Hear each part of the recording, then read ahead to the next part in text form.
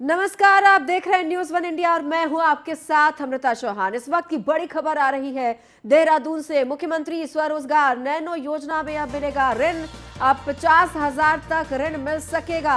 20,000 तक का अधिकतम अनुदान मिलेगा। तो मुख्यमंत्री पुष्कर सिंह धामी ने यह ऐलान किए हैं। आपको बता दें कि मुख्यमंत्री पुष्कर सिंह धामी ने स्वरोजगार नैनो योजना में कहा है कि अब 50,000 तक ऋण मिल सकेगा।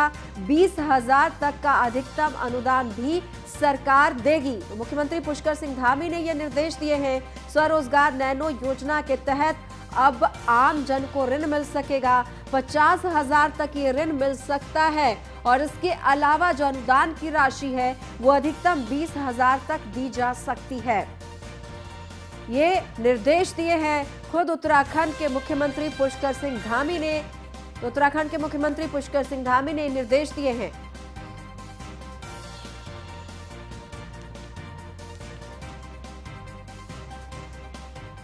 एक दूसरे के राजनीतिक दुश्मन कहे जाने वाले पूर्व मुख्यमंत्री हरीश रावत और कैबिनेट मंत्री हरक सिंह रावत के बीच दूरियां कम होती नजर आ रही हैं। हरीश रावत और हरक सिंह रावत के बीच लगातार फोन पर बातचीत हो रही है। इसके बाद कयास लगाए जा रहे हैं कि दोनों नेताओं के रिश्तों पर जमी बर्फ पिघलने लग गई है और हरक सिंह रावत जल्द ही कांग्रेस में घर वापसी कर सकते हैं। पेश है रिपोर्ट। उत्तराखंड के पूर्व मुख्यमंत्री हरीश रावत और कैबिनेट मंत्री हरक सिंह रावत के बीच अब दूरियां लगातार कम हो रही हैं। 24 घंटे के भीतर ही दोनों के बीच दूसरी बार बातचीत होने से फिर सियासी माहौल गर्म है। पूर्व मुख्यमंत्री और प्रदेश कांग्रेस चुनाव अभियान समिति के अध्यक्ष हरीश रावत सोमवार को पिटकुल कार्मिकों के धरना स्थल पर पहुंचे।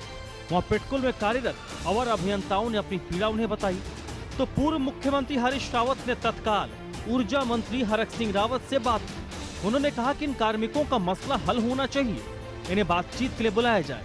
रविवार को पूर्व मुख्यमंत्री हरीश रावत ने कई दिनों की कड़वाहट को खत्म करने की कोशिश करते हुए वन मंत्री हरक सिंह रावत को सरप्राइज फोन किया और कहा कि आपदा में तो सांप और नेवला भी एक हो जाते हैं, आप तो मेरे भाई हैं। देखा, आपदा के समय में सांप और नेवला जो है एक ही उसमें तैर जाते हैं। हम तो दोनों भाई हैं। ये हमारे लोगों पर बड़ी आपदा आई है। आप फॉरेस्ट मिनिस्टर हो। ये आपदा आई है, चुकम गांव है, चुकम गांव मोहान के सामने, उन पर और एक सुंदर खाल में आई है। और मेरी रिक्वेस्ट भी है और सलाह भी है कि आप ये दोनों गांवों को आकर के जरा सा देखिए। बातें उनकी हुई है और टेलीफोनिक वार्ता हुई है, वो आपदा से संबंधित मुद्दे को लेकर हुई है। और इसमें अगर किसी व्यक्ति के बीच में सरकार में बैठे हुए लोग और विपक्ष के लोगों के बीच में संवाद होता है तो वो कोई बहुत बुरी बात नहीं है। हरदा और हरक के बीच बातचीत को बीजेपी के नेता गंभीरता से नहीं ले रहे। बीजेपी का कहना है कि हरक सिंह रावत मंत्री हैं और हरीश रावत का उन्हें किसी समस्या के लिए फोन करना रूटीन बातचीत है।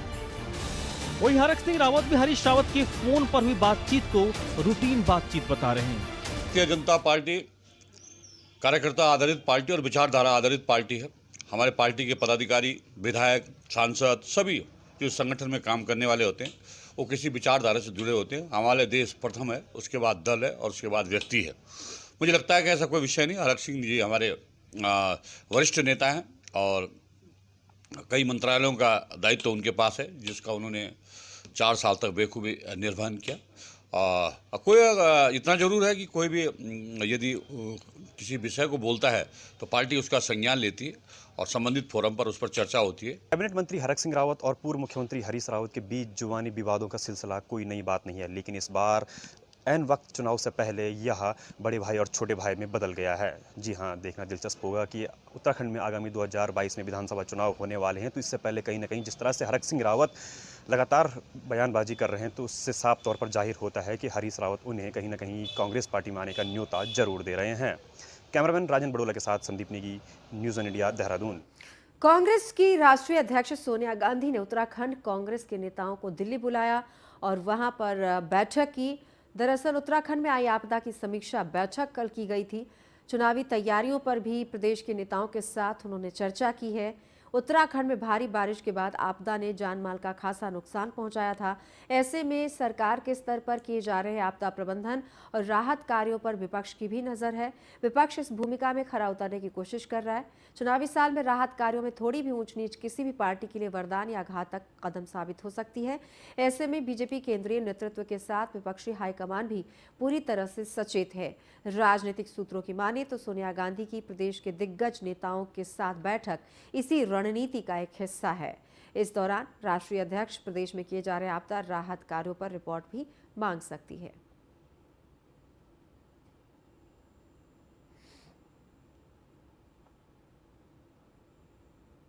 मुख्यमंत्री पुष्कर सिंह धामी से मुख्यमंत्री आवास में उत्तराखंड के कलाकारों के दल ने भेंट की।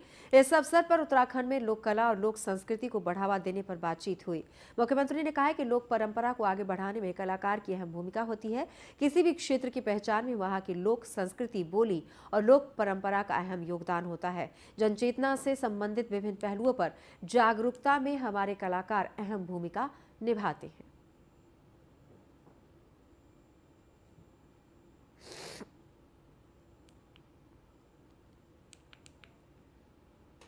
उत्तराखंड के पूर्व मुख्यमंत्री हरीश रावत और कैबिनेट मंत्री डॉक्टर हरक सिंह रावत के बीच अब दूरियां कम होने लगी हैं। 24 घंटे के भीतर ही दोनों के बीच दूसरी बार बातचीत होने से सियासी माहौल गर्मा गया है। पूर्व मुख्यमंत्री और प्रदेश चुनाव अभियान समिति के अध्यक्ष हरीश रावत सोमवार को पिटकुल कर्मियों के साथ धरना स्थल पहुंचे। वहां पिटकुल में कार्यरत अपर अभियंताओं ने अपनी पीड़ा उन्हें बताई। उन्होंने कहा कि 102 पदों पर उनकी दावेदारी को रोका गया है। उन्होंने मांगे न मानने पर आंदोलन तेज करने की और अनशन करने की चेतावनी दी, जिसके बाद पूर्व मुख्यमंत्री हरीश रावत ने अपने मोबाइल फोन पर ऊर्जा मंत्री डॉक्टर हरक सिंह रावत से बातचीत की और उन्होंने कहा कि इस कर्मियों का मसला हल होना चाहिए, उन्हें बातचीत के लिए बुलाया जाना चाहिए। कैबिनेट इनके बारे में निर्णय लेगी, ये कहा डॉक्टर हरक सिंह रावत ने।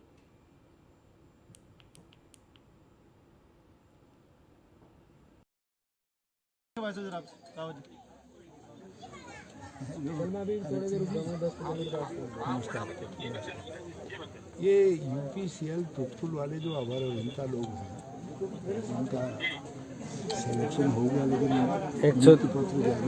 102 पदों को रोका गया है। 102 लोग, इनको रोका गया है। 102 लोग हैं ना, ये जो इनको रोका गया है सर।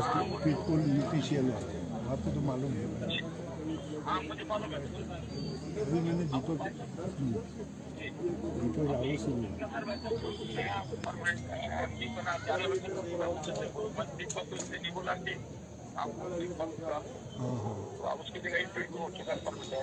आप एक काम कर दो, मैं भी इनको आश्वस्त करता हूँ। उत्तराखंड के स्वास्थ्य मंत्री डॉक्टर धन सिंह रावत ने विकास खंड के अंतर्गत आने वाले कोटली ग्राम सभा में आधे दर्जन से अधिक ग्राम सभाओं की ग्रामीण महिलाओं को घसियारी योजना के तहत किट बांटे। धन सिंह ने कहा कि दीनदयाल सहकारिता विकास कल्याण योजना के लाभार्थियों को चेक भी बांटे। धन सिंह ने कहा कि घसियारी किट योजना पूरे प्रदेश में सराही जा रही है। सवेरा आजीविका स्वयं सहायता समूह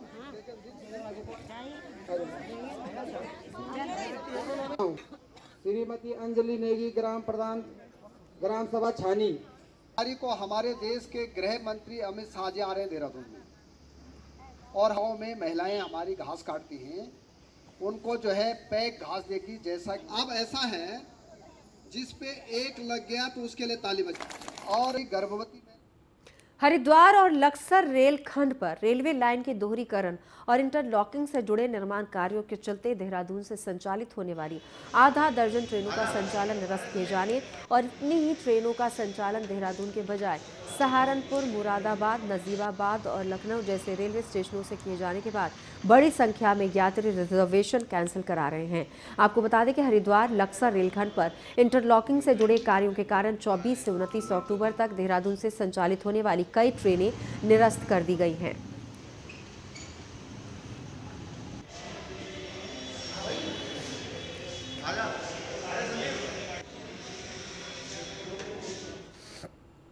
हमें देहरादून से जो है शाहजहांपुर जाना था और हमारी 26 तारीख को जाना था, 25 तारीख को आना था। 26 तारीख को यहाँ से जाना था, 25 तारीख को हमें आना था। हमारी ट्रेन कैंसिल हो गई है। आज हमें सुबह सुबह मैसेज आया है, हमने फिर तत्काल जो है इसकी कार्रवाई करी। हम इस टाइम टिकट कैंसिल कराने आ रखे हैं, बाकी आगे की कार्रवाई इनके हाथ में है। 1 घंटा हो गया। आज आगे टिकट आगे कैंसिल करवाने हैं, क्या है बताइए। वो मेरा कल का 26 को ट्रेन था ना, सहारनपुर से जौनपुर तक का था।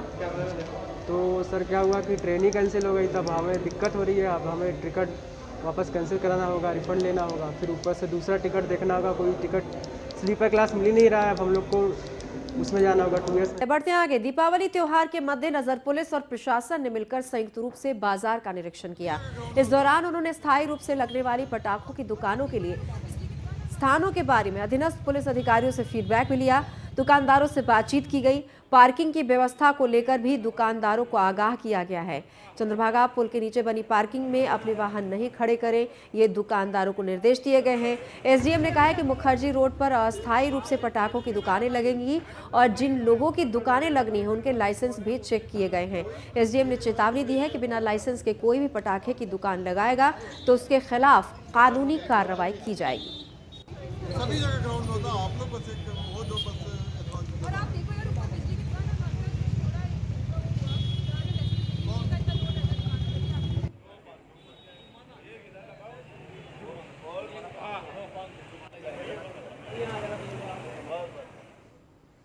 कैबिनेट मंत्री गणेश जोशी ने विधानसभा क्षेत्र मसूरी के अंतर्गत झूलघर चौक में 30.5 मीटर ऊंचे राष्ट्रीय ध्वज स्थापना कार्य का लोकार्पण किया। इस मौके पर मसूरी पालिका अध्यक्ष अनुज गुप्ता, मसूरी देहरादून विकास प्राधिकरण के सचिव मोहन बर्निया, आईटीबीपी के कमांडेंट सोहन राणा भी मौजूद रहे। भारतीय तिब्बत सीमा पुलिस के मिलिट्री बैंड के द्वारा राष्ट्रीय गीत 1 जून पर राष्ट्रीय ध्वज को कराया गया। वहीं राष्ट्रीय ध्वज कराए गए जाने के बाद मिलिट्री बैंड ने राष्ट्रीय गान की धुन भी बजाए, जिसमें सभी के मन को मोह लिया। कैबिनेट मंत्री गणेश जोशी ने मसूरी के माल रोड के बीचों बीच राष्ट्रीय ध्वज कराए जाने की सभी को शुभकामनाएं दी।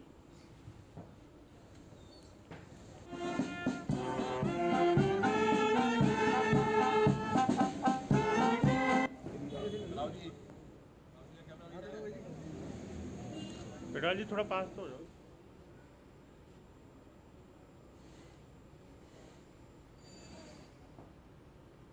तो फिलहाल देवभूमि में इतना ही। नमस्कार।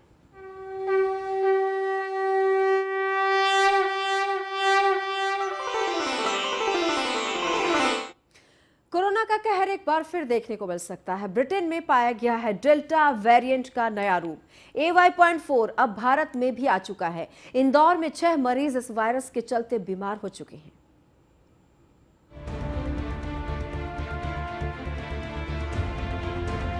कोरोना एक ऐसा किस्सा बनता जा रहा है जो खत्म होने का नाम नहीं ले रहा है।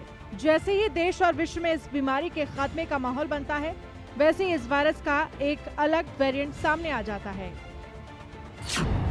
इस समय कोरोना का AY.4 वेरिएंट लोगों को अपनी चपेट में ले रहा है। इंदौर में इस वेरिएंट के 6 केस सामने आ चुके हैं। ब्रिटेन में अब अस्त व्यस्त करने वाले डेल्टा वेरिएंट का ही नया रूप है। AY.4 जो अब भारत में भी अपने पैर पसार रहा है। हालांकि एक्सपर्ट का मानना है कि ऐसा कोई सबूत नहीं है कि AY.4 डेल्टा वेरिएंट की तुलना में ज्यादा संक्रामक है और शुरुआती रिसर्च में इसका भी कोई सबूत नहीं मिला है कि AY.4 के कारण ब्रेक थ्रू इन्फेक्शन या री इन्फेक्शन या संक्रमण बढ़ सकता है। लेकिन सबसे अहम बात यह है कि इंदौर में पाए गए इन 6 मरीजों को वैक्सीन की दोनों डोज लग चुकी थी, फिर भी कोरोना के इस नए वेरिएंट ने इनको संक्रमित कर दिया। अभी हाल में ही भारत में 100 करोड़ से ज्यादा लोगों को वैक्सीन लगाने का रिकॉर्ड बना था। मौजूदा समय में 103 करोड़ से ज्यादा लोगों को वैक्सीन लगाई जा चुकी है, जिसमें 72 करोड़ से ज्यादा लोगों को पहली डोज और 31 करोड़ से ज्यादा लोगों को दोनों डोज लग चुकी हैं और ये आंकड़ा लगातार बढ़ता भी जा रहा है। मतलब ये कि सरकार कोरोना को खत्म करने के लिए अपनी तरफ से पुरजोर कोशिश कर रही है।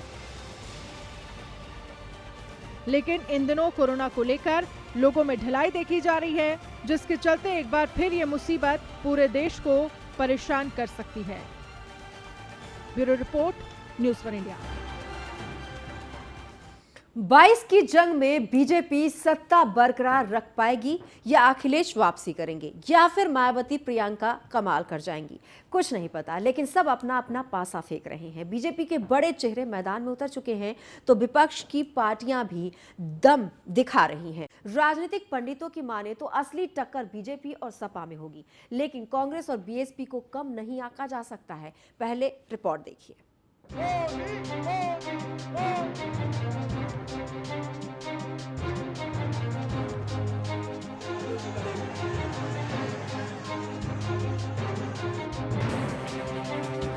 अक्टूबर का महीना खत्म होने वाला है। चुनाव बेहद नजदीक आने वाले हैं। भले ही चुनावी शंखनाद न हुआ हो, लेकिन उत्तर प्रदेश का माहौल चुनावी हो चुका है। सभी पार्टियां ताल ठोक रही हैं। सबने अपना अपना एजेंडा भी सेट कर रखा है। मायावती अकेले ही चल रही है। प्रियंका ने बड़े बड़े दांव कर रखे हैं। सत्ताधारी बीजेपी की टीम तो तैयार ही है और अब तो उत्तर प्रदेश के कुरुक्षेत्र में बीजेपी के त्रिदेव भी उतर चुके हैं, जबकि मुख्य विपक्षी समाजवादी पार्टी लगातार कुनबा बढ़ाती जा रही है। कल पूर्वांचल के मऊ में अखिलेश को राजभर का औपचारिक साथ मिलेगा, जहां बीजेपी सबसे बड़ी ताकत है। खुद प्रधानमंत्री मोदी ने जिम्मा संभाल रखा है। एक हफ्ते के अंदर 2 बार दौरा हो चुका है। मुख्यमंत्री योगी लगातार सरकार की नीतियों का बखान कर रहे हैं और अखिलेश यादव पर अनगिनत प्रहार भी हो रहे हैं। एक विज्ञापन चला सपा का कि मैं आ रहा हूं, और वहां पे समाजवादी पार्टी के एक पदाधिकारी ने वहां 8 लोगों का अपहरण करके जबरदस्ती वसूली करना शुरू कर दिया। तो लोगों ने कहा, अरे क्या विज्ञापन का मतलब यही है? उन्होंने कहा, हाँ, मैं आ रहा हूं का मतलब अपहरण, गुंडागिर्दी, लूटपाट, अराजकता, प्रदेश के अंदर अव्यवस्था और दंगाइयों को फिर से प्रोत्साहन कर देना। भाइयों बहनों, ये नहीं हो पाएगा। प्रदेश अब बदल चुका है। समाजवादी पार्टी भी ये बखूबी समझती है। बीजेपी ही है जिससे असल में टक्कर होगी, तो बीजेपी के हर बार पर सपा का पलटवार तय है। दरअसल में उत्तर प्रदेश के मुख्यमंत्री योगी जी बोलना चाह रहे थे कि मेरे शासनकाल में जिस तरह से चोरी, डकैती, हत्या, लूट, मार, काट, अपहरण बढ़ा है, उसे खत्म करने के लिए अखिलेश जी आ रहे हैं। और यहाँ पे जिस तरह से किसानों को रौंदा जा रहा है, उनको सजा दिलाने के लिए आ रहे हैं। और जो लोगों को पुलिस वाले बेवजह ठोक रहे हैं, उनको जेल भेजने के लिए आ रहे हैं। और जो महिलाओं का चीरहरण कर रहे हैं सरेआम, उनको सबक सिखाने के लिए 2022 में अखिलेश जी आ रहे हैं। शायद ही कोई ऐसा दिन गुजरता हो जब सपा बीजेपी में जुबानी जंग न हो। ऐसे में बीजेपी के त्रिदेवों ने मोर्चा संभाल रखा है। सबने अपनी अपनी जिम्मेदारी तय कर रखी है। मोदी, योगी तो मैदान में लगातार नजर आ ही रहे हैं। रही बात अमित शाह की, तो वो भी 29 अक्टूबर को लखनऊ पहुंचकर सदस्यता अभियान का आगाज करेंगे। बीजेपी का एजेंडा तो साफ दिख रहा है। विपक्षी पार्टियों का फोकस भी फिक्स है, लेकिन अलग अलग चुनाव लड़ना त्रिमूर्तियों के लिए बीजेपी के सामने वाकई में बड़ी चुनौती है। 202 की मैजिक नंबर को कौन छू पाएगा, ये तो पता नहीं, लेकिन टॉप की दोनों पार्टियों ने अपने अपने नंबर का अनुमान लगा दिया है। बीजेपी 350 पार का नारा दे रही है, तो सपा अपने आप को 400 के पार बता रही है। अब 22 का बाहुबली कौन बनता है, इसके लिए चुनाव के नतीजों तक का इंतजार करिए। Bureau report, news 1 India.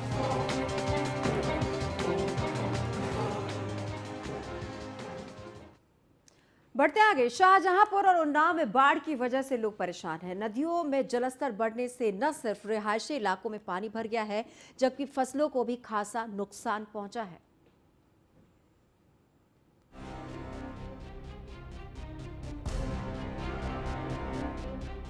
पहाड़ों से निकले पानी से शाहजहांपुर में गर्रा और खन्नौत नदियां उफन कर बह रही हैं, जिससे बाढ़ का पानी शहर के कई मोहल्लों में घुस गया है। वहीं सड़कों पर भी पानी बहने लगा है, जिसके चलते न केवल भारी वाहनों का आवागमन ठप है, बल्कि इस इलाके की सैकड़ों बीघा धान, आलू की फसलें भी नष्ट हो गई हैं।